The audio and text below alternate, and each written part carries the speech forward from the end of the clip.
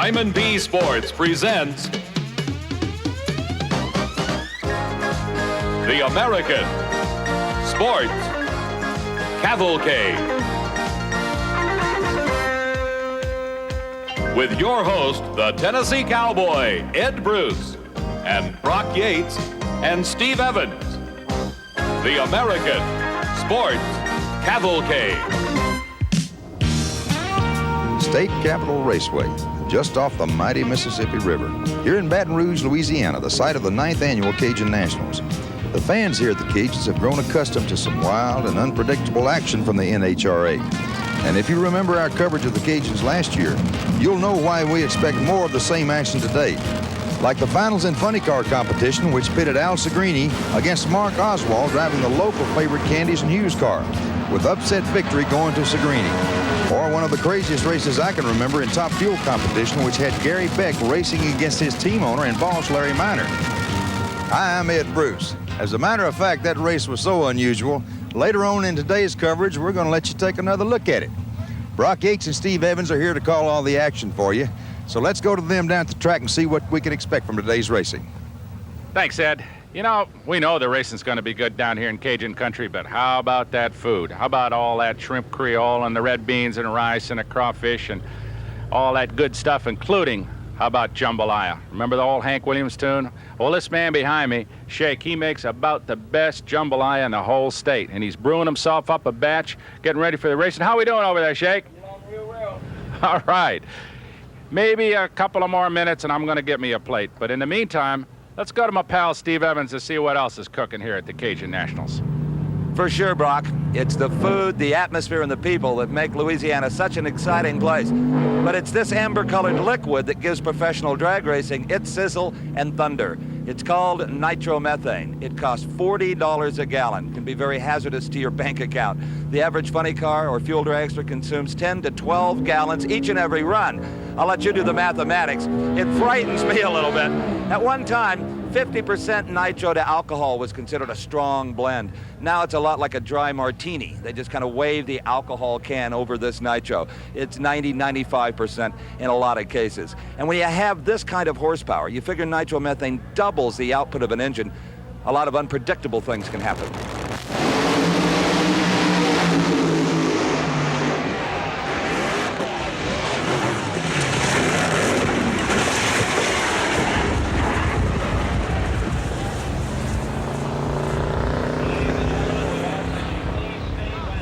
You have just witnessed one of the most incredible crashes in the history of all motorsports.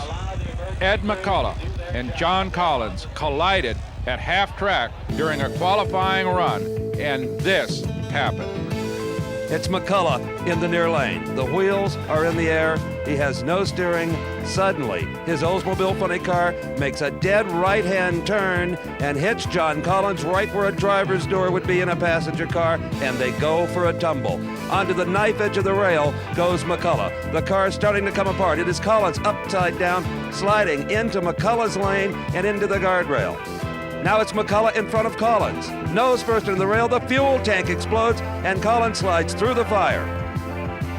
It is a combination of good fortune and the excellent NHRA safety standards that permit both these men to walk away from this awesome crash.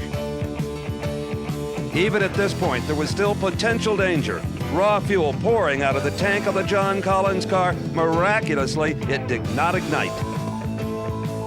As the massive crowd sat in stunned silence and safety crews rushed toward the automobiles, the two drivers struggled out of the wreckage and hugged each other in a celebration of life. Steve Evans reached John Collins moments later. John, first of all, you're okay? I'm okay, Steve. Thank you. I appreciate it. That was quite some ride there. Both cars seemed to leave the line pretty good. My car was running on a really good run, and Ed pulled up alongside of me, and I looked out the side window. I could see him, and the next thing I seen is he drove right into the side of me. You didn't waste any time getting out of the car. It looked like you kind of fell on your head, didn't it? Well, you know, I'll tell you, Steve, I skidded on my lid, I think, on the roof for I can't say how far it was, but I know it was a few hundred feet. And there was a little bit of fire underneath the car from my fuel tank, so I popped my belts, and I just kind of wormed myself out of the car, but it wasn't fun. Both automobiles were reduced to small hunks of bent metal. This is Collins' car, shattered completely beyond repair, and about all that was left of McCulloch's automobile was the big fuel-burning supercharged engine. Steve had a chance to talk with Ed McCulloch as well. Well, Ace, the thing that drag racers dread the most is a two-car incident like that. And first of all, you're okay? Yeah, I'm all right, Steve. I don't know, I really don't know exactly what happened. I mean, the thing, you know, it squirted on out there okay, and I mean, it made a right-hand turn, and I mean, when it left, I mean, there was no correcting it. Yeah, I don't know. John's okay, by the way. Yeah, first thing I did when I got out down here is I went and saw John. And I'm glad he's not hurt. I'm glad I'm not hurt, but, you know, there's just something that, you know, you just really takes the wind out of your sails, you know. I'll bet it does. So Ed McCulloch is obviously okay, as is John Collins. But this is a moment they will never forget.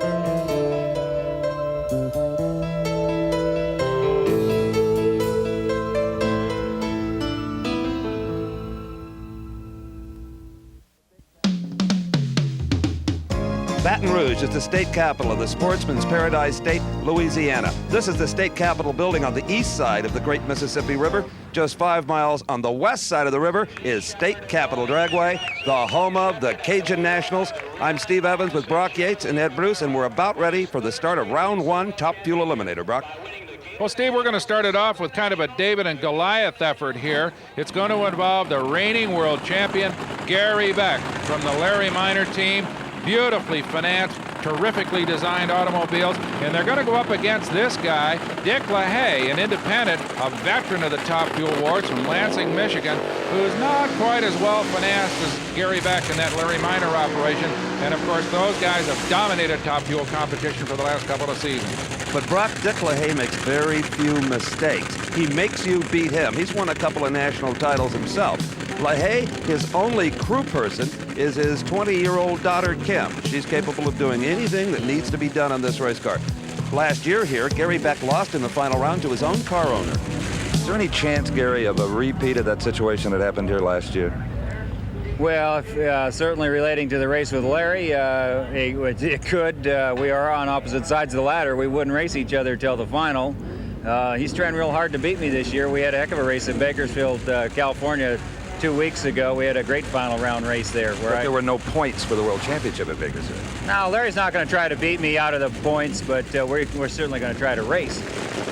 Well, race he will against this man because Gary Beck knows that Dick LaHaye is a serious contender at this event as he backs into the staging area with his daughter, Kim, guiding him along. That little bottle that she's got there is full of gasoline.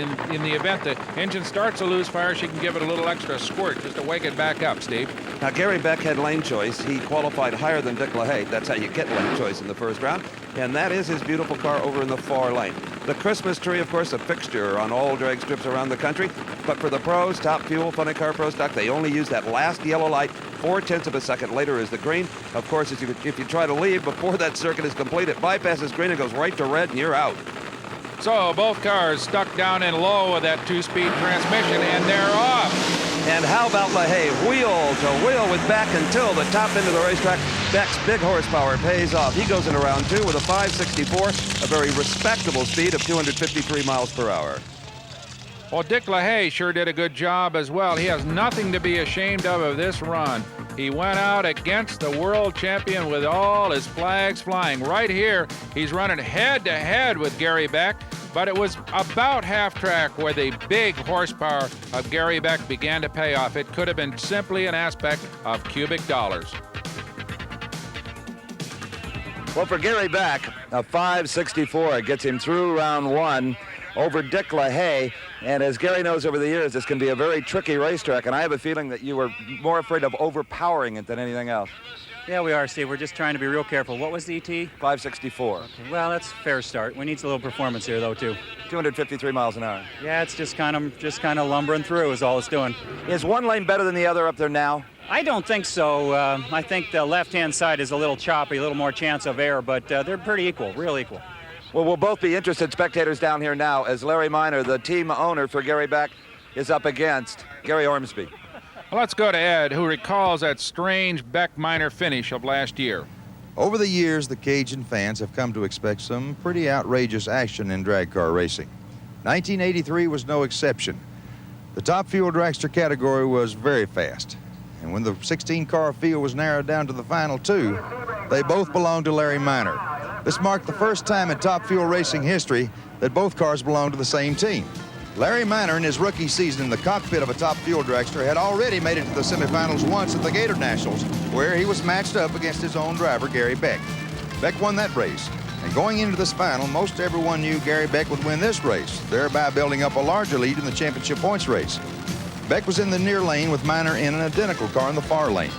Off the line, and Beck was in the lead when suddenly he lost his blower belt. Beck was slowing down, and then Larry Minor shut it off in hopes that Beck would catch him. As both drivers coasted to the finish line, it was Larry Minor capturing the win with a 63-mile-per-hour top speed, one of the lowest, slowest, and wackiest races in the NHRA. So Larry Minor wins his first ever NHRA event title. Let's go back to Brock and Steve for more of today's racing action, fellas. Well, that indeed, Ed, was the case of the reluctant champion. And here he is again, back at the scene of the crime, Larry Minor. He'll be up against Gary Ormsby. Now, these two guys both played a very important role in the first race of the season, the Winter Nationals. Larry Minor was the low qualifier, the second quickest ET in history at 5:40, and Gary Ormsby won the Winter National. Brock, look at the giant funny car style front wheels on Larry Minor's car. Well, they can afford that kind of experimentation on this team. Larry Minor, a wealthy sportsman and a fine race driver and a really good guy, going up against another Californian, Gary Ormsby, also an experienced drag racer, and this should be a good event because these guys are pretty evenly matched. And Gary Ormsby has first-class equipment, every bit the match of the Larry Minor team. He's a car dealer in Roseville, California, kind of grew up in the automobile business and a self-made success.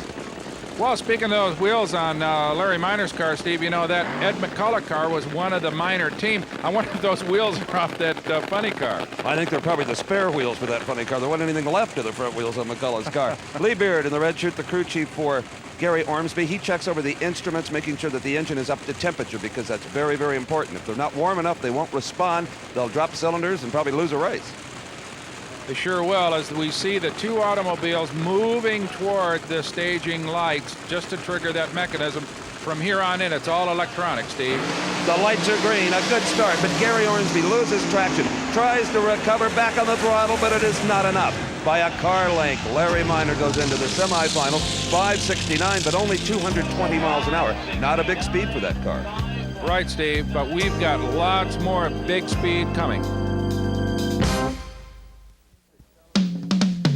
We continue with the fastest accelerating vehicles in the world here at the NHRA Cajun Nationals in Baton Rouge, Louisiana.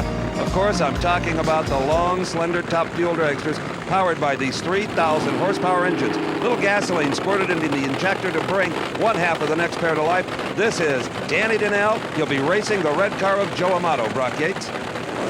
That automobile you saw run at the Gator Nationals at 262 miles an hour, Steve. That is an absolute NHRA top speed record. So we know that Joe Amato's got it in him as far as top speed is concerned, and also, of course, he's winning a whole bunch of races.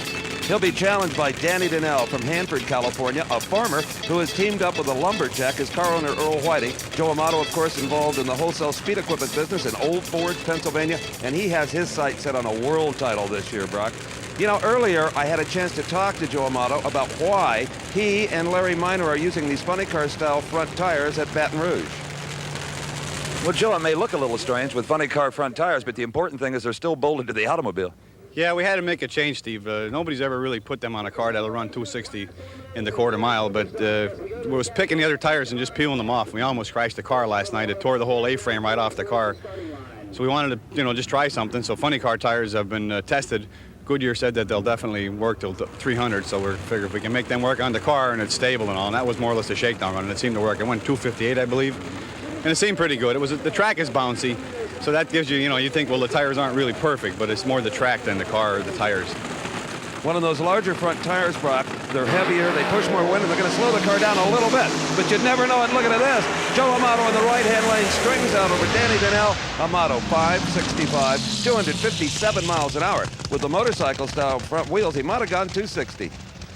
Well, they're trying a whole bunch of new things here at Baton Rouge as we see Joe bounce to a halt down there at the far end of the racetrack. This lady, of course, Shirley Muldowney, who could ever forget that lady's accomplishments? She's ready to go, and she's got a new piece of equipment on board. Steve talked with her earlier about it. Well, Shirley, your guys are trying a new engine combination. You've kind of been sneaking up on it in qualifying a little bit, haven't you? That's exactly what we were doing. We didn't want to get ahead of ourselves, and we're trying the new Sid Waterman injector. We feel that is the way to go. We know that's the way to go. It's just going to take a little time to work it out, and that's how Gary Beck did so well last year, because he tried new things. He was willing to do that. Okay, round number 1. The testing is over. We've got a race now. That's right. We're not afraid of the competition. That's for sure. Connie has a brand new car. Stepped up, ran very, very well. Yes, he did. He had a good day yesterday. Let's see if he repeats. Usually he doesn't. So if you could give me an elapsed time that you feel this car would run in round number 1, everything goes your way, what would you guess on? If it runs a 60, I think we'll win the race. But I know it can do better. We just need a few more runs. Who knows? It may run better than that. Sid spent a lot of time over here last night with us, and we burned the midnight oil. And we think we have a better handle on it. I think I'll drive the car a little better than I have the last couple days. Thank you. So there's the new component, the new injector system, helping to feed some fuel into that monster motor as Shirley Muldowney's fuel dragster is fired up. Across the way, though, is a special man, a man who's been involved in her life for a couple of decades. If you ever saw her movie, know anything about her life, you know that there is a special relationship with Connie Coletta. Coletta is yet to start his engine, Brock. Still back way behind the starting line. I don't know if there's a problem or not. Sometimes they'll talk it over and one crew decides to build a little more heat than the other. It's going now. So Connie Coletta will pull into the water and accomplish that tire heating, track cleaning burnout. Well, you have to wonder whether there's a little psychology going on, that he made a delay to get Shirley a little bit on edge. As we said, there is no love lost between this pair. Connie Coletta, Ypsilanti, Michigan, a long-time competitor in this business, a guy that brought Shirley into the business and helped her get her start. But unfortunately, things have changed a little bit as far as that relationship is concerned. Well, Coletta runs now strictly for the fun of it, and I think more than any other reason to try to beat Shirley any chance he gets. He operates a very successful air freight service out of Ypsilanti. In fact, just bought a couple of DC-8 airplanes. He must have some big packages. That's enough to carry a couple of fuel dragsters to the races, that's for sure. As we see these two race cars back up and get ready to stay. Oh, Brock, don't talk about flying trailers. They'll probably build them, and NHRA has enough trouble right now trying to park all their 18-wheelers. These people will try anything, believe me. But look, as Shirley gets ready to go, there's problems over there with the Coletta car. Now, the engine is running. From this vantage point, it's hard to tell, but it might be a fuel leak, an oil leak. They've got plenty of help running for wrenches to try to get it fixed, because they cannot take too much time here. If Shirley Muldowney builds too much heat, she could destroy a $20,000 racing engine or smoke the tires due to too much power. And the final say-so is Buster Couch, the starter. Buster right now looking at his watch, making sure that Connie Coletta, with all of his problems, does not take too long. All Buster has to do is motion to Shirley, and she'll get a gift here in round number 1. Well, you can be sure that she wants to go. The car apparently is stuck in reverse, Brock. They cannot get the car into a forward gear. Trying to move the shift linkage, one of the crew people, as Coletta easily lets out the throttle to see which. Finally, it's going to roll forward, but it's too late. So Shirley Muldowney gets a gift, and it's an expensive one, though, Brock. You can hear the air and engine pieces bouncing off the guardrail and tumbling down the track. A lot of oil pouring out of the engine on Shirley Muldowney, and suddenly that oil ignites. But with the engine behind her and the alert safety crews down there with extinguishers, it shouldn't be a big problem. Well, that was a fortunate thing in one sense for Shirley Muldowney, because she got the single run. Here comes Connie. He is hot.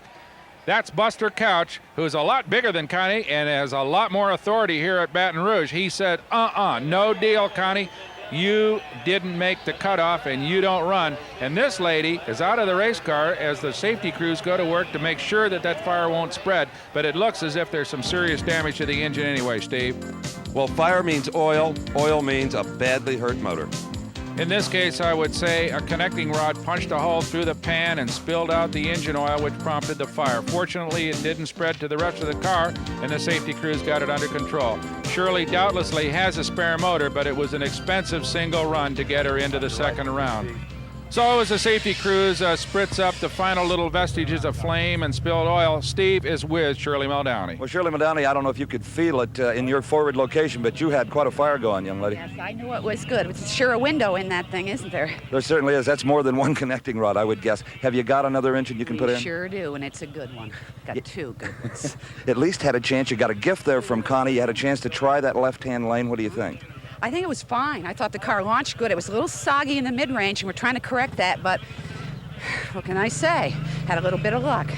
Okay, so Shirley... A little bit of bad luck, too. So Shirley Muldowney and crew, you can bet the engine hoist is already out in that camp.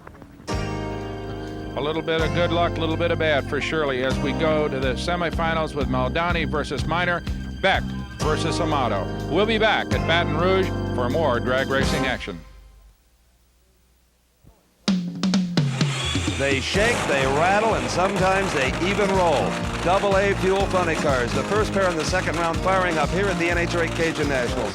I'm Steve Evans with Brock Yates and Ed Bruce. And you know, Brock, funny car. What an unfortunate title for a very sophisticated and beautiful racing machine. It sure is, Steve. You know, they started out as kind of modifications of the super stock automobiles in the mid-'60s, and as the guys began to jockey around with the wheelbases and change the displacements in the engines, and pretty soon somebody said, oh, let's forget about production. Let's just put a fiberglass lid on the top of this thing and a giant motor. Really, underneath, they're more like short wheelbase AA fuelers than they are any other kind of drag racing automobile. In fact, the engine is virtually identical to that we saw for Joe Amato and Gary Beck in top fuel. If anything, these may make a little more horsepower. They run them harder. The body latching down on Al Segrini Carr, a faint replica, as you called it, of a Pontiac Firebird. Well, Segrini, from up in the Boston area, a long-time participant in the funny car wars, he was an upset winner here last year, Steve. He was, Brock, and also won the opening race of this season, the Winter Nationals at the LA County Fairgrounds in Pomona, California. Al Segrini won that race, by the way, in a ball of fire right at the finish line. Jim Head, this is his first year in funny car competition, but he served a lot of seasons as a top fuel dragster driver. He's an electrical contractor from Columbus, Ohio. This should be a good matchup. Head there and that beautiful red automobile going up against the green Pontiac of Al Segrini. Had a chance to talk to Head a little earlier in the pits, and he said, Steve, I'd just love to get a 590 even at this race. So he's taking his funny car career seriously and also very conservatively, because with that motor in the front, it's a whole new ballgame. Short wheelbase, big power, kind of cramped down in there. Totally different driving environment than in the top fuel automobiles. Well, these cars are not nearly as stable. The visibility and vision is very limited in the machines. They have a hard time even seeing the Christmas tree until they're right up there in stage. Not to mention that it gets about 4 million degrees inside those things. It's like riding around inside a cement mixer with the heat turned up. Kind of like a fiberglass wrapped baked potato. And a constant danger factor here, as we saw earlier, that qualifying two-car collision between Ed McCullough and John Collins. I still can't get over that. I sure can't either. Fortunately for these roll cages that the drivers are packaged inside, and the terrific safety rules the NHRA really keep the cars a lot safer than they look. Al Segrini is off the mark first, but look at Jim Head. Head is out in front. The rookie in funny car wins it, defeating the defending champion. 599, 245 miles an hour for Jim Head. Jim, there's your 590s. And that's got to make him happy. Even though Al Segrini did have some problems, it was a good solid run for Head. As we take a peek under the flip top of the Camaro funny car of Jim White out of Tulsa, Oklahoma, Steve. Jim is a policeman for the city of Tulsa, Brock, and the car is owned by Dick Moritz, who has been drag racing since the invention of asphalt, just forever. But this is by far the prettiest car he has ever had, equipped, as you can see, with 2 parachutes, and I have a feeling someday that may even be mandatory. And here comes the crowd-pleasing smoky burnouts. But they do more than just entertain the fans. It heats up the racetrack, lays down some hot, sticky rubber. If you were to bring a funny car to the starting line without a burnout, the way they're set up now, they would instantly lose traction. And White's competition, one of the toughest guys in the business, touring professional Dale Poldy. As we see White back to the line, let's go to the other end with Steve Evans. Well, Jim Head said earlier he'd settle for one of those 590s. That is exactly what you got. 99, I believe. My first 5. Is that right? Oh, yeah. And also your first semifinal in a funny car. Yes, it is. Did you think it would come this soon, only your second big NHRA race? I really hoped it would. I mean, you need brakes and you need to go down the track, and we're trying to do both. But you know, I'm definitely getting the brakes. Do you feel a little more confident now maybe to step it up and try to get a 580 or a lower 90? I don't know. It depends on what it looks like when we get back. And if it's safe, we'll definitely lean on it. If it's not safe, I'm not burning it up. Well, good luck to you. And here's your helmet. Last time you ran over it down here. That's not a good plan at all. Okay, Jim Head is a happy young man. Deserves to be. He sure is. As Jim White backs her into line, getting ready to go up against Dale Pulte. Jim White, one of the real sportsmen in this business, a cop off the beat at this particular time as they put the lid down from Tulsa, Oklahoma. He has to be considered an underdog in this particular race, going up against a solid veteran like Dale Pulte, a neighbor of Don Perdome, incidentally, Steve. He is, and I'll tell you, Pulte is such a hard worker. They destroyed a car, Brock, testing in Phoenix, Arizona just a couple of weeks ago and had to resurrect one of their older Warrior cars. So this is not necessarily Pulte's front line machine. But sufficient, he hopes, to dispose of Jim White in the second round of competition here at the Cajun Nationals as they get ready to let him out of the cage. You see the blower belt spinning there, Brock. It's engine driven by the crankshaft that built up to an idler pulley and across that top pulley that is the supercharger with the fuel injector bolted on top. The supercharger being, in essence, just a great big pump that pushes a whole lot of fuel and air into the engine. And in some cases, they're driving that supercharger at 50% over the actual engine RPM, maybe accounting for some of the spectacular blower explosions we've seen this season. And also accounting for maybe 3 times the horsepower to get with normal aspiration as Jim White loses traction and Dale Pulte goes on to win it, Steve. $5.99 for Dale Pulte. Poor Jim White was really never in the fight. Yeah, there he goes, coasting to a stop, not even quick enough to pop the chutes. In fact, only 84 miles an hour for the quarter mile as we have another look at it. There is Jim White, closest to the camera, and immediately going up into smoke, and for all intents and purposes, the race was over right there. Steve is with the winner. Well, I'd hope to see happy Dale Pulte get out of the Warrior car with a wind light here going in semifinals, but it's with mixed emotions as he looks under the car, sees a big puddle of oil, and they have broken another rod. I say another because, Dale, you destroyed one motor in qualifying. Now this one, does that leave you with anything? Well, we've got one, and we're going to have to debate about putting it in. It's halfway together, and I don't know. We haven't found the problem, and I hate to just keep going out there and destroying something. I don't want to see something get, happen. We've already lost one car this year. Yes, you have. If indeed Dale can't come back, that would be a break for either Kenny Bernstein or Billy Meyer, who would be your opponent in the semi. Yeah, I know it, boy. I hope the breaks for Billy. No offense to Kenny, but I guess we're just going to have to go back and just look over the situation and see what we've got. We've got one more to put in it, but we just got to find out why it's doing it. I don't want to lose another car. We'll visit you in the pits. Thank you, Dale. Thank you very much. So as Dale Pulte heads for an uncertain future here at the Cajun Nationals, we'll be back with more funny car action following this.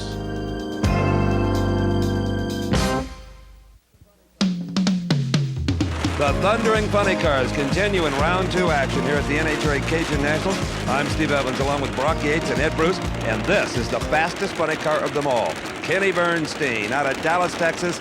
260 miles an hour at the Gator Nationals this year, and that record still stands. May for a long time, Brock. Right, the only funny car ever to go 260 miles an hour, and the only one of the very few funny cars ever to have been inside a wind tunnel, and that apparently was what paid off in terms of those big speed numbers. Well, Billy Meyer was the second car into that wind tunnel in Marietta, Georgia, and he came out of the tunnel, went right to the Southern Nationals, which was the last race in the series, and won it, much like Bernstein did the Gators. So definitely they are benefiting from that wind tunnel. And theoretically, we could see some monster speeds between one of these two cars as Bernstein and Meyer get ready to run. Kenny Bernstein, one of the most progressive of the funny car owners. Dale Armstrong, his crew chief, one of the best. Billy Meyer, also on the leading edge of technology. Steve had a look at his car. The first thing the wind tunnel test told Billy Meyer and crew was to seal up these side windows. Where before they were either wide open or a short abbreviated window, they're now sealed with Lexan plastic. Certainly not as comfortable for Billy inside the car, but no sacrifice too great for a quicker elapsed time. The next thing they learned, the car was surrounded by turbulent air, dirty air the engineers call it. So they added around the front the aluminum lip and also down the sides. This forces the air over the car instead of under it, making for better aerodynamics. They also cleaned up and streamlined the front fender wells to force the air around the car instead of through it. At the back of the car, they really learned some things. They've long had these spoilers at the back, but you can see by the old holes here where the former spoiler was bolted, there was very little air in here. They were not getting the downforce they wanted. The wind tunnel told them, out here is where the air is. So they have re-engineered this entire spoiler, and it really works. Also have streamlined the rear fender wells as well. And the next step for the next race, Billy says, is to seal the bottom of the car, a ground effects tunnel, much like a road racer might have. Did all of this work? Well, Billy Meyer rolled out of the wind tunnel and won his very next race with a record equaling 5:73 elapsed time. You bet it works. All right, there goes Billy Meyer in that beautifully aerodynamic automobile backing in, and the equally streamlined car, Kenny Bernstein's coming in as well. This could be one exciting race and one that perhaps could break that top speed record of Bernstein, Steve. You know, in that piece, Brock, we just saw, I pointed out that the windows are sealed up now. Well, that's why Meyer has got the escape hatch open there, trying to get some ventilation. It gets mighty warm in there. Oh, boy, no AC in these babies. So there goes Bernstein and his last burnout to get those tires heated up and get the engine temperatures up to where they belong. So as we see Billy Meyer getting ready to very carefully stage that automobile, it takes some you can't see much in those things, Steve, so you got to be very careful about not getting beyond those lights. And you got to trust the man out in front. In this case, it was Billy's crew chief, Jim Duffy, who motioned it forward. Now Billy can see the tree. You saw Duffy just glance in there, no doubt to look at the oil pressure gauge, make sure everything was all right from that standpoint. These cars, certainly the noisiest and most violent, most essentially unstable and exciting automobiles ever to go on a racetrack. Kenny Bernstein is up in smoke, driving it with everything he's got, but it's not going to be enough. Billy Meyer wins it, goes into the semis at 594, 250 miles an hour. Boy, what an A for effort for Kenny Bernstein. He got it sideways and wouldn't get out of it, just stayed in that throttle and tried to catch up, but not enough. Well, they waste no time lighting up the next pair. It is going to be the hometown favorite, Mark Oswald, of the Candies and Hughes machine, and this car with the body now coming down, Tim Gross, the beautiful Pontiac Firebird. Now, Tim got into this second round by beating Mike Dunn in the first round. Dunn in the far lane, and you talk about close drag races, and the reason they have a computer to call the winner, wow. Tim Gross around Mike Dunn at 6 flat, 239 miles an hour, but he had some problems in the rear end of the automobile. The differential apparently going away on him. I talked to Tim as they worked on the car. Well, for Tim Gross, the motor's the easy part. Apparently, it's the rear end giving you problems, Tim, the differential? Yes, unfortunately. We had the exact same problem after first run, I believe it was, at Pomona, the Winter Nationals. And Billy Meyer was kind enough to loan his rear end to us, and now we just came in the same predicament, and Captain Crazy Group loaned us their third member. Okay, you've got a tough customer this next round, the hometown favorite, the low qualifier, Oswald. You bet. And we kind of anticipated that, too. We looked at the sheet, the ladder as to what would happen during the course of eliminations if we got by first round. We knew we were going to face the toughest guys in the ballpark. And this is one of the toughest guys, Mark Oswald, the hired gun of the famed Candies and Hughes team from just down the road in the bayou in Houma, Louisiana. And as you might imagine, Brock, this crowd is riding with the red car in the far lane, hoping they get one more win light than they did last year. If you recall, it was Al Segrini over Mark Oswald in the final round. The car then was blue, however. This Candies and Hughes team always feels a front runner, of course, famed for their top fuel dragsters for a long, long time, since before their conversion to the funny car ranks, and they've been big successes ever since.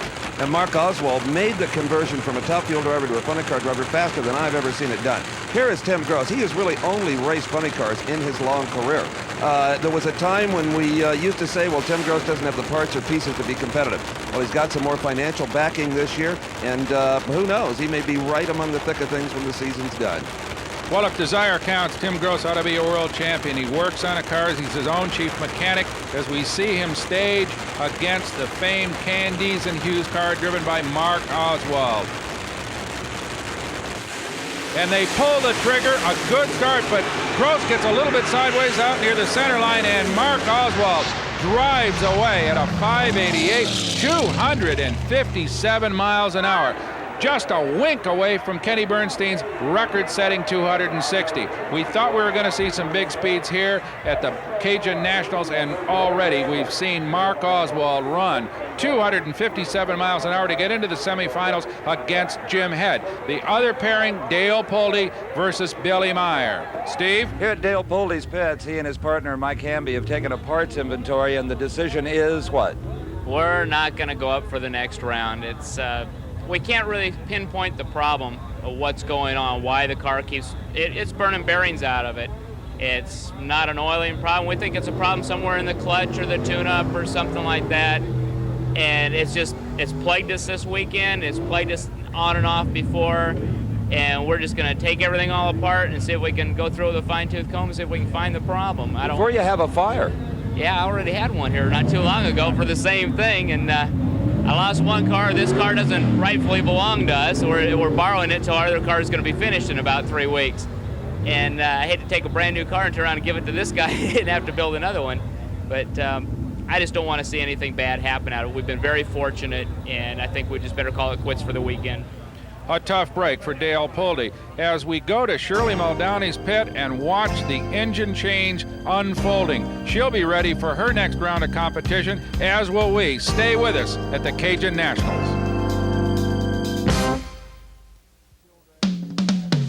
You've seen top fuel dragsters and tire-smoking funny cars here at the NHRA Cajun Nationals. We're getting ready right now for the second round of the Pro Stockers. And wouldn't you know, if there's a fishing hole anywhere nearby the racetrack, our pal Ed Bruce will find it.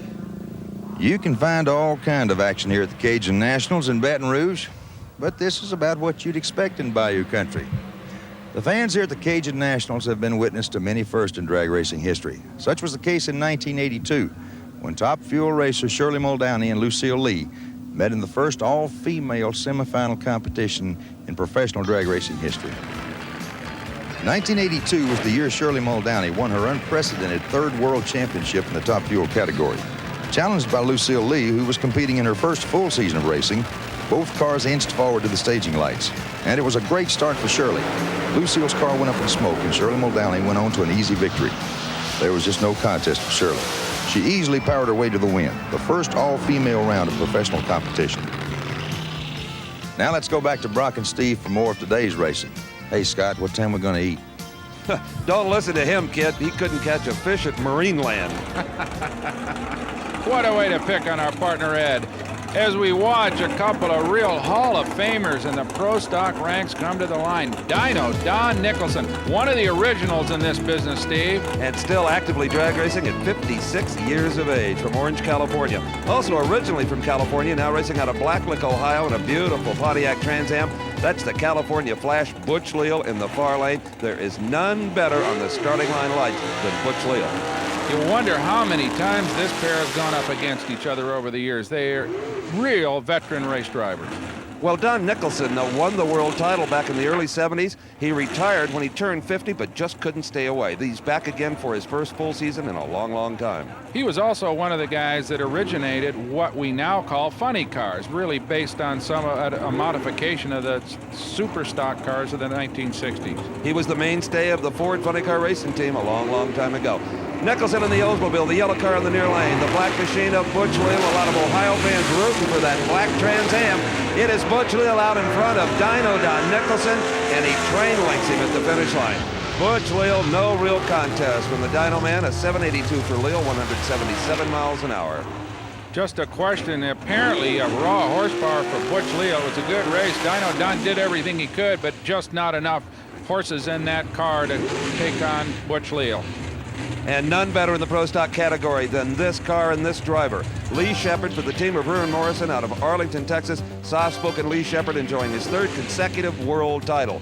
He is up against, in the near lane, from Reno, Nevada, Mark Ewell, the Ewell brothers. Down here they call them the Ewell brothers. And they have a whole bunch of fun racing out of Reno, and they switch driving between the brothers. You know, a lot of drivers will take a chance on the lights against Lee Shepard, not Mark Ewell. He said, if I red light, I'm done, period. Ewell got a nice little advantage, though, off the starting line.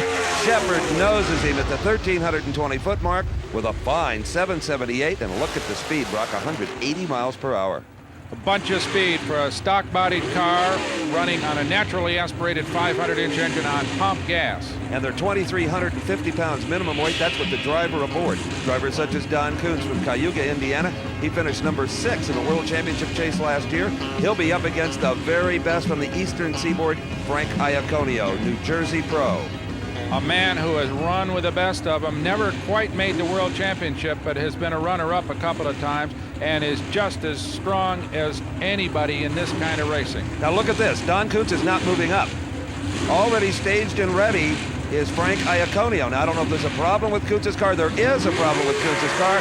The tree goes green for Frank Iaconio. He gets a gift here in the second round. Well, it appears, Steve, that Coons' car couldn't get into gear. He had a crewman trying to work on the transmission as Frank Iaconio does a single at 176 miles an hour, 782. Not bad with no competition. A saddened Don Coons' car pushed out of the way, and he is finished for the day. And our next pair will feature the mainstay of the Ford Pro Stock racing effort. Here he is, Bob Glidden. Now, Glidden will be up against Roy Hill in a Mercury automobile in the near lane, the red and white car. And you can bet, Brock, he won't be taking the hillbilly easy here at the Cajuns. He did that at the Gator Nationals, and Roy beat him in round number 1. You don't see Bob Glidden of Whiteland, Indiana, going out in round 1 very often, but Roy Hill did it to him down in Florida. In fact, Hill has been the giant killer here at the Cajuns, too. In round number 1, it was Roy Hill beating this man, the world's fastest pro stock driver, Warren Johnson, and what a race it was. So good, in fact, let's go back to round 1 and have a look. Warren Johnson in that monster power Oldsmobile of his, a car that has run top speed records all around the country as he goes up against Roy Hill. The upset-minded Roy Hill, who, by the way, has also had his car in a wind tunnel and discovered that it wanted to fly. So they've gotten that sorted out, and they had a good, strong race. Warren Johnson on the right side of your screen got a little sideways, and that was enough for Roy Hill to pull out a big upset victory. 784, 176 miles an hour to put him into this round against Bob Glidden. And don't you know, Roy Hill is pumped up. If he can do it to Warren Johnson, he's certainly got a shot at Bob Glidden. You know, you were talking about Hill's car in the wind tunnel. It tried to break loose. It literally wanted to fly. And Hill turned around to everybody watching and said, I told you I was a brave man. Let me tell you, to drive that automobile the way it was, he's fearless. But now all of those things have been remedied, and you've seen the success in round 1. Let's see who gets off the mark first. Glidden, it was Roy Hill. Roy Hill gets the whole shot. And he's got upset on his mind, but it's not to be. Bob Glidden, big horsepower, pulls it out, 774 to go into the semifinals against Lee Shepard. The other pair, Frank Iaconio, Butch Leal. What a race that's going to be. Now, let's go to Steve Evans in the pit area. Billy Meyer has already received the good news that Dale Poley will not be in the other lane for the semifinals, but you still can't really relax. No, not at all, because this is a very touchy racetrack, and you have to have lane choice to feel comfortable going into any round. We've been swapping back and forth all day long with Candy's and used car with Mark Oswald, and one time we have lane choice, the next time they do. Consequently, next round we assume that he can beat Jim Head if he doesn't make a mistake. Jim Head is right there, though, so if he does make a mistake, Jim Head's probably going to beat him. But I think... You've got it all figured out. Yeah, I think that it's going to be myself and Oswald in the final, and I think it's going to be whoever has lane choice is probably going to win the race. So you've still got a race on your hands, only this time it's against the clock and only the clock. Yeah, we just have to, make sure that we get down there quicker than Oswald. I plan on letting him run first because I ran in front of him last time, so hopefully we get lane choice. Okay, good luck. Thank you very much. Well, I'll tell you one thing, it's going to get noisy, so stay with us. Well, you can't have a better drag race in Top Fuel than the world's fastest driver, Joe Amato, starting his engine right here, and the world's quickest driver, Gary Beck. They will be side by side, Brock Yates. Right, Steve, and a bit of a grudge match for this man. Remember, Joe Amato beat him at the Gator Nationals pretty soundly. Gary Beck not really too used to being beaten in the finals these days, so you got to know that he is thinking about revenge against this young man from Pennsylvania, Joe Amato. Well, also, Joe Amato has made it known to anyone that'll listen that he intends to take that number 1 off of Gary Beck's car at the end of this season. Well, Steve, remember he showed up at Gainesville with that big, high, radically raked wing, and now Gary Beck and some of the other Top Fuel drivers have also imitated that. That wing carried him to 262 miles an hour for Joe Amato. Earlier, Steve had a chance to talk to Gary about this race. The world's quickest car, you, Gary Beck, the world's fastest, Joe Amato. The two of you have been looking forward to this for some time. Well, yeah, absolutely. There are two good race teams, and we like, they both run real good. It's going to be a great drag race, and I got lane choice by just a thousandth, and it's going to be tight. There's not going to be any shutting off on this run. As Joe Amato's wife, Jerry, backs her husband into position on the starting line. This is a critical move because there are certain places on the racetrack where traction is at its maximum, so he's very careful to line up where she tells him to. And in Gary Beck's case, it's not just a stab it and steer it race car. There are all kinds of fuel mixture controls inside that automobile that Beck actually works between the starting line and the finish line. They are pre-staged. Beck is in. Amato is in. A great race about to happen. A good start, but instantly Joe Amato shuts it off. Gary Beck thunders through, and boy, was he ready. A 5:59 at 238 miles an hour, and very disappointed is Jerry Amato.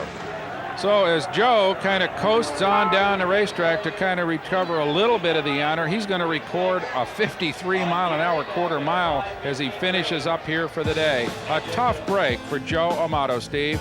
Watch Amato's car here in the near lane. He actually moved first. The tires are hooked up. Joe's going for a ride until something lets go, and look at all the bits and pieces scattered around the racetrack. So it's over for Joe Amato, but not for this lady. Remember, the last time we saw her, she was putting a new engine into that top fuel dragster of hers. Shirley Muldowney has made that engine change thanks to her and Ron Tobler and her son John, and looks like she's loaded for bear. And she enjoys thoroughly anytime she can beat this guy, Larry Minor. Shirley was very vocal last season about Minor running what she called a jam car, blocking for Gary Beck, trying to help him win the world title. So she really likes to get a hold of Larry Minor every once in a while. Well, Larry Minor has turned into a formidable opponent. He's no pushover, even though this is only his second year of top fuel competition. A man who has run all kinds of high-powered race cars over his competitive career, but boy, I'll tell you, there's nothing that can equal the kick that he get out of one of these brutes. Well, he has an off-road truck, a Baja-style racing vehicle, Brock, and guess who co-drives with him? Parnelli Jones. Great pals, Parnelli and Larry Minor, as we see him back that beautiful number 8 top fuel dragster into the staging lane. The second quickest driver in the history of the sport is Larry Minor at 5.40 seconds. That was said earlier this year. The only driver to ever win 3 world titles, and of course, that is Shirley Muldowney. And you know, Brock, we talk so much about these machines, the engines, the horsepower, but the top fuel eliminator category has really come down to an eliminator of people. The personalities, strong men like Larry Minor, outspoken young ladies like Shirley Muldowney. It's really down to that now. It sure is. In fact, it's almost a mind game, the ability to control this massive, rampant horsepower, perhaps approaching 3,000. The finesse, the touch, the discipline that it takes to run one of these things is incredible. They were off right together, but look at Larry Minor outpowering Shirley Muldowney. A blower explosion for Larry Minor just before he crossed the finish line. Still a 5:59 at 251 miles an hour. And you know what that means, Brock? We got a repeat of last year. It's Minor and Beck in the top fuel final. So let's take another look at that. Larry Minor in the far lane, just running as hard as he can to get away from the lady in pink. And there it is, a blower explosion. Nitromethane, a great mushroom cloud comes out of that race car, but fortunately enough momentum to carry him on to victory. And does an explosion like this hurt an engine? Look at this. Boy, Larry, that must have had your ears ringing for sure. This is getting to be an expensive sport. That's a lot of superchargers this year. Yeah, that's 2 at this race for me, plus the one in Ed's car. Now, the final round, you would race your guy, Gary Beck. Would you bother to fix this car? Oh, I think the fans deserve another engine in this thing. All right, you heard it from Larry Minor. We'll have a 2-car final. Well, Larry's going to go back and get his crew to work on that car to get it ready, and there is some work to be done. But for the lady that he beat at Baton Rouge, for her, no tomorrow. Well, Shirley, you were right alongside Larry Minor when that supercharger blows. That can be a harrowing experience for you, too. Yeah, the pieces were close. Didn't like that at all. You could see him in the air? I'm sorry, Steve. You could see him in the air? They were real close. I went to the left hoping to dodge it. I think it went over the top of the car. Well, you and your guys put in a tough day changing engines. You certainly never gave up easily. No, we don't. We don't intend to. And you showed some promise here this weekend. It looks like you've got an awful lot of power if you can just get the combination sorted. We have to work things out. I knew I was beat, but I wanted to give them a reading, so that's why I legged the car to the lights. Still testing, even in competition, at Shirley Muldowney. You don't become a three-time world champion by quitting. As we see the pairings, the two teammates in Top Fuel, Gary Beck and Larry Minor, as Jim Head gets ready for more funny car competition.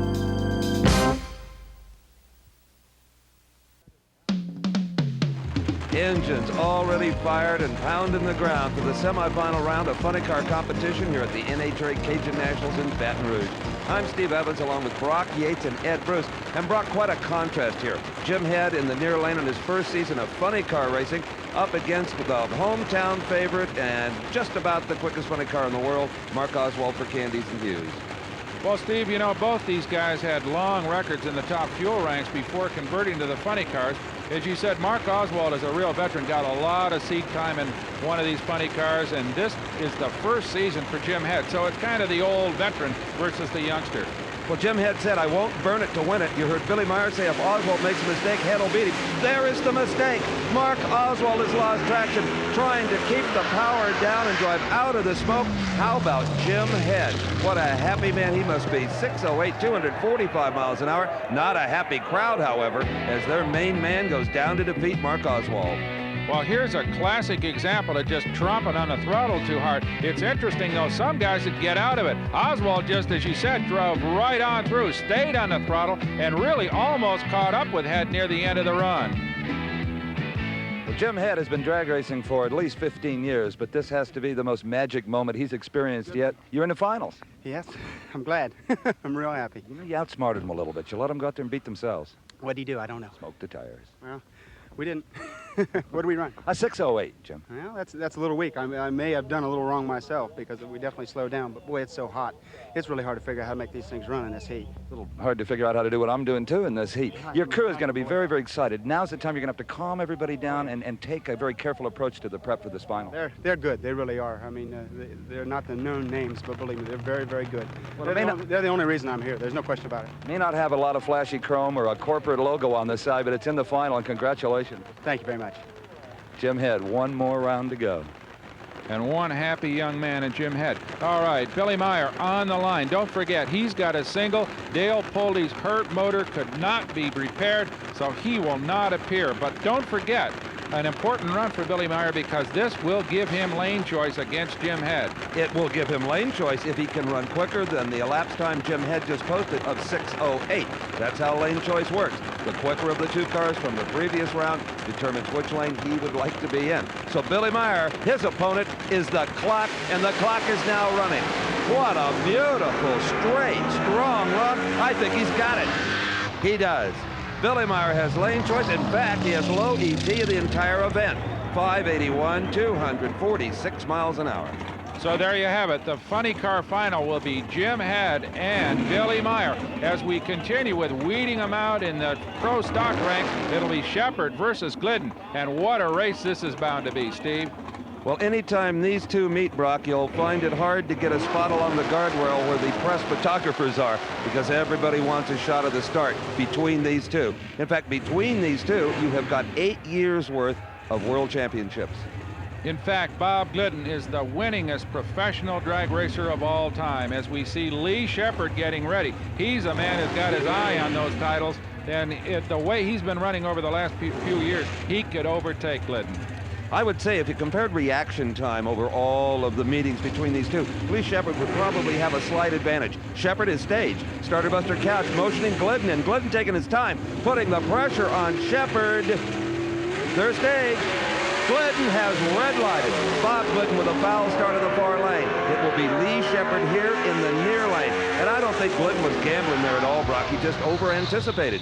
Shepard goes into the final at 781, 176 miles per hour. Well, to see Bob Glidden red light is about like seeing Walter Payton stumble in an open field run. He is a mighty unhappy man. Toughest part of this job is when you have to give drivers like Bob Glidden bad news. Bob, you're red lighted up there. That's what one of the boys just said. I thought it was a good leave. I thought finally I left the starting line on time. Well, this car has been performing and handling so beautiful, it's had to be a little confusing, really, because you fought that other car so much. I'll tell you, I'm just tickled to death with this car, Steve. We can't ask any more out of the car and the chassis. The thing's done the same thing down the track every run. So now you would just have to adapt to it? I'm glad to learn how to drive, I guess. Well, you pushed that line a little too hard, my friend. Thank you. Okay. Bob Glidden. All right, it's over for Bob Glidden, and the one man who's in the finals we know is Lee Shepard. Now we're going to find out the other partner in that run, and it will be either this man, Butch Leal, or this man, Frank Iaconio. Well, from Lee's standpoint, it doesn't matter which driver wins here, Brock, because they're both going to be double tough. Leal off the mark first in the 4 lane. Butch Leal with a whole shot. Frank Iaconio gets right up on that center line. That forces him to lift. It is Butch Leal going into his first final in a long time. Leal at 786, 178 miles an hour, a competitive time to go after Lee Shepard with. It sure was. A beautiful run by Butch Leal, so he is in the finals with Lee Shepard. And back in the Mammoth pit area of the Larry Minor-owned team, both of those cars are getting prepared for a repeat of the strange race we saw a year ago.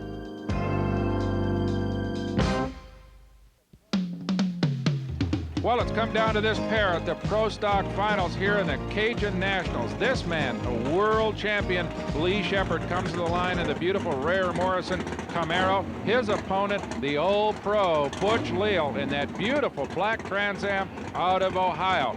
A few moments ago, Steve collared Butch Leal to have a look at that showpiece of a race car. The gold anodizing inside the Rod Shop Pontiac Trans Am is just a hint of how beautifully detailed this car is. And now, as we find out, it's also very fast. And Butch Leal, run to run, you're only about 100th away from Shepard. Yeah, we are, and we've been working on the motor, as you know, over the winter. We spent a lot of time, and we were low qualifiers at Pomona and very happy. And this car, it's just a beautiful car. Willie Rails did a real nice job on it, and it's been very pretty. And I help with the detail, and I like my stuff nice, and and it's just a wonderful car, and I hope we can win this one for Mr. Kirk. You told me earlier that you had a more powerful motor. Did you put it in the car for the final? No, I didn't. I didn't have a lane choice, so I chose to leave it, and maybe he could shake the tire a little, and I wouldn't, and I could possibly win. And it's going to be close anyway, I think. I already talked to Shepard, and he told me he didn't really expect any starting line shenanigans, any trickery. Is he accurate in that? Oh, no, I don't do that. If they mess with me, I've been doing it for 24 years, as you know, and sort of a master at that. If they start to mess with me, I can turn it around real quick. And Lee, I've raced Lee several times, as you know, as the car hadn't been running well, and you get him right away, and he's very good. He's the world champion, as you know, and he's a real good driver. So I just go up there and do the best I can, and hope I can do it. Well, you can count on Butch Leal behaving like a real pro at the line. This is one of his aces in the hole, one of the very best in the business here, Steve. And Butch Leal always goes for the hole shot, Brock. He went for it here, but didn't get it. Butch Leal, as he weaves down the racetrack, leaves a red light in his wake. Butch is there first, but the second car across the finish line, Lee Shepard, wins the Cajun Nationals, 775, 181 miles an hour. Well, you've got to squeeze the light in pro stock ranks, especially racing against a man like Lee Shepard. But as you can see, Butch Leal squeezed that light by just a thousandth of a second to lose the race. Otherwise, he might have been in the winner's circle as Lee Shepard is now. Lee Shepard makes another giant step towards what could be a third consecutive world championship. You've won the Cajun Nationals. I don't know if you know it, but Butch red-lighted. I saw it that time, Steve. I can hear him in the background. He didn't see it. Well, yeah, sometimes it's hard to see him depending on how the sun is and all that. But, yeah, I just feel fortunate. I just can't believe the luck we have at this race. What kind of luck? Obviously good, but what type? Yeah, not having anything go wrong with the car and having, the other drivers just happen to, make the mistake against us. That's not something you have much control over. Well, I think your credentials impress them so much they occasionally get a little over-anxious, as apparently Butch did. Well, right, we've done the same thing. Congratulations, Pro Stock champion of the Cajun Nationals. Lee Shepard does it again. And our congratulations to Lee as well. As we take a look at Jim Head getting ready to go in the funny car finals. This young man has to be viewed as a major underdog. It's his first championship round in funny car ranks. He's unsponsored, and what's more, he's going against an awesome car driven by Billy Meyer. But Jim Head came loaded for bear himself. You'd never know looking at his operation that Jim Head is what they call a low-dollar racer. The beautiful Peterbilt conventional tractor, a 45-foot trailer that is just outstanding. Head and his guys built it all themselves with their own hands.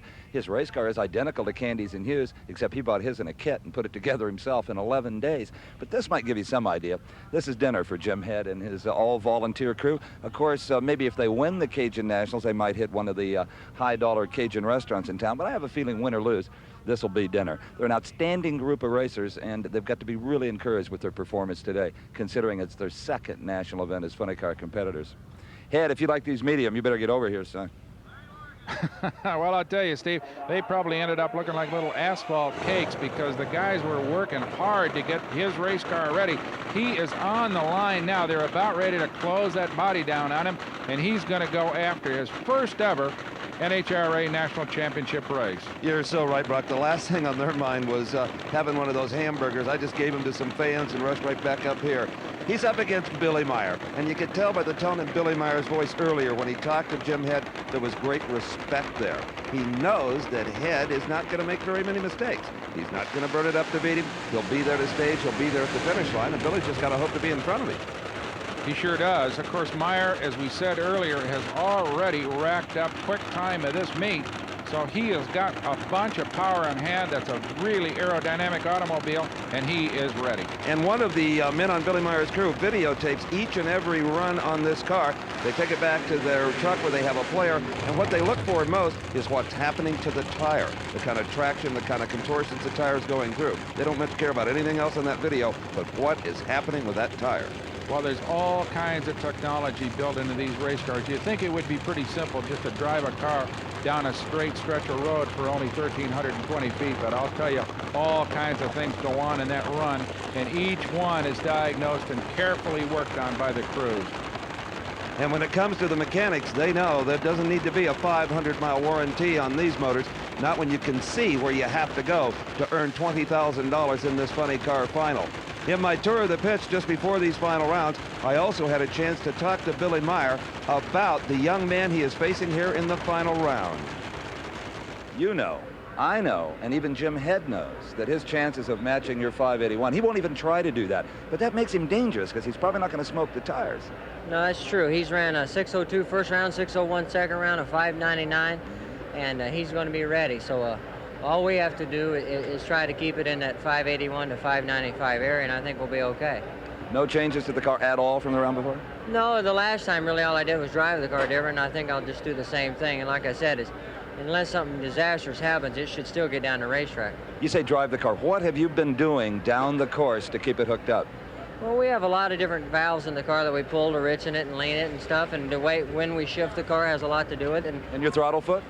And a throttle foot. I've had to use it every round but the one run, and with all my crew, with Jim Duffy and Jack Finnegar and Mark, kind of helping with the video and everything every run, and we kind of can learn quite a bit, and we talk it over, and we finally decided the last run there was no more changes we could make, and I just had to try something different driving. Somewhere down the racetrack, I hear you get on and off the pedal. Where is that? So far, it's been anywhere from 100 feet to 300 feet in the right lane every single time. I'm finally getting used to it, so the reaction's getting quicker and the ET's getting quicker each time. We'll be watching. It's going to be a good final. I hope so. And I think, Brock, after talking to Billy as I did, you can look for him here to short shift that car. Translation, get it in high gear as quickly as possible. That minimizes the chances of smoking the tires at about a quarter track. Well, Steve, based on the previous runs, Billy Meyer has about 0.2 of a second over Jim Head, so I'm sure his tactic is to use the superior horsepower at the far end of the racetrack. And to not do what Mark Oswald did in that very same lane and blaze the tires. They leave right together. Jim Head and Billy Meyer, the funny car final. Billy Meyer just pulls it out at the other end. Billy Meyer ran only as hard as he had to his crew, celebrating. Meyer at 592, 249 miles an hour. You diagnosed it perfectly, Brock. He used his power at the other end. Witness the speed. And Jim had run exactly what he'd been running before, a 601, just not enough to beat out Billy Meyer. Billy Meyer ran beautifully, used his car and the racetrack to perfect advantage, not driving it too hard, not taking any chances with it, just enough to drive past Jim Head and to take the Funny Car Championship here at the Cajun Nationals. An excellent drive by Billy Meyer, and really the man planned it right from the start. He told us how he was going to do it, and now he's done it. So Billy Meyer makes it 2 in a row, winning the funny car category here at the Cajun Nationals after winning the previous race, the Southern Nationals in Atlanta, Georgia. Not coming up with the record elapsed times of Atlanta, but certainly enough to defeat a valiant effort by Jim Head. Billy Meyer, congratulations. That will put you in a virtual deadlock with Kenny Bernstein for the World Championship chase. I appreciate it. Oh, thank heaven for 7-Eleven. Takes that kind of money to be able to do this kind of racing, and it's without the people like Chief and Sid going 7-Eleven and Valvoline, you just can't do it. Sure, you're holding your breath in a race like that, just praying those tires stick. It's the same thing. I shivved and just said, as long as he doesn't break, now we should do okay. And the thing's going so straight since we went to the forward wind tunnel, everything's working perfect. And what's left? The Minor-Beck duel. 500 cars started competition here at the NHRA Cajun Nationals 4 days ago. Now only 2 remain, and they are the 2 quickest cars the drag racing world has ever known. In the far lane is Gary Beck. In the near lane, his car owner, his teammate, Larry Minor. A repeat of last year's race, except the colors of the cars are different. Now, Minor is taking this so seriously, Brock Yates. He changed engines. There was no repairing the one he exploded against Shirley Muldowney. All the money's going to go in the same bank account no matter who wins. So he's really doing this for the fans and for the guys that work so hard on his car. And a little bit for himself as well, Steve. He's a pure competitor, a race driver all the way. And even though a victory here by himself could jeopardize Gary Beck's quest for a 3rd driving championship, but who's to know how it'll work out? These guys are pure thoroughbred racers, and they'll go as hard as they can, no matter what's at stake for the other guy.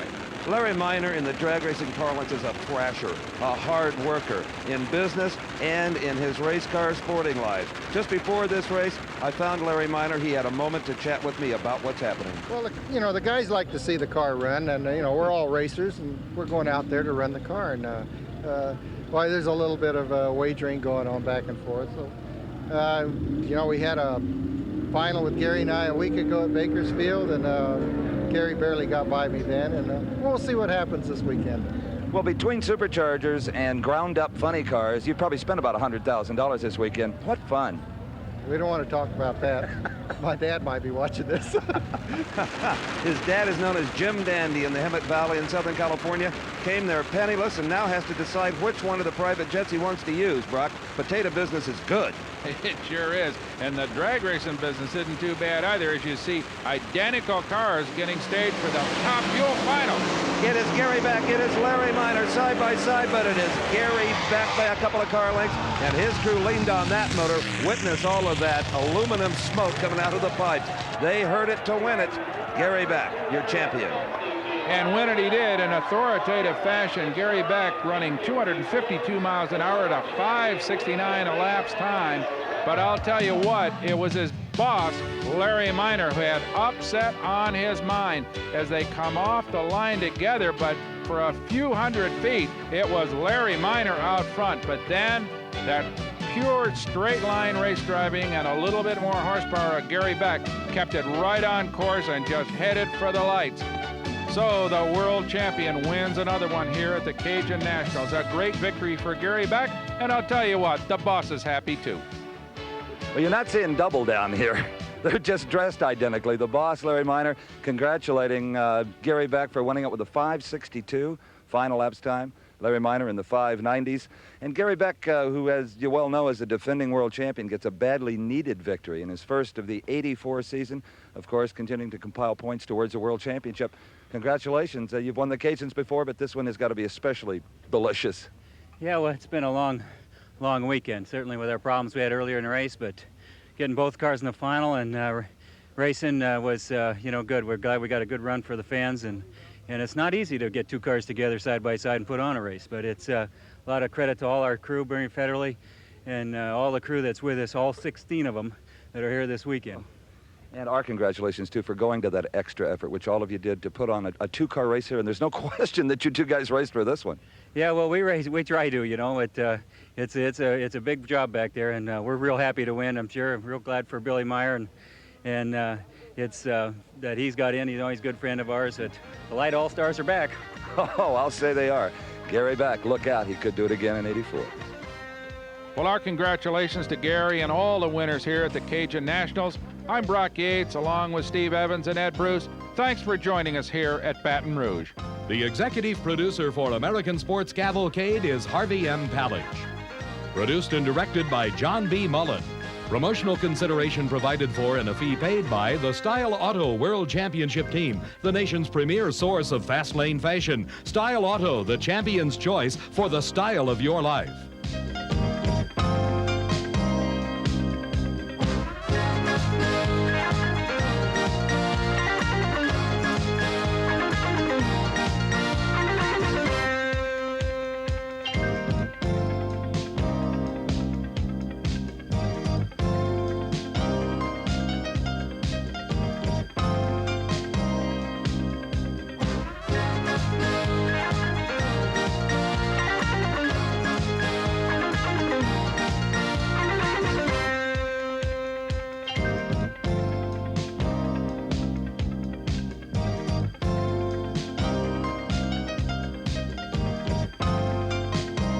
The American Sports Cavalcade is a presentation of Diamond P Sports.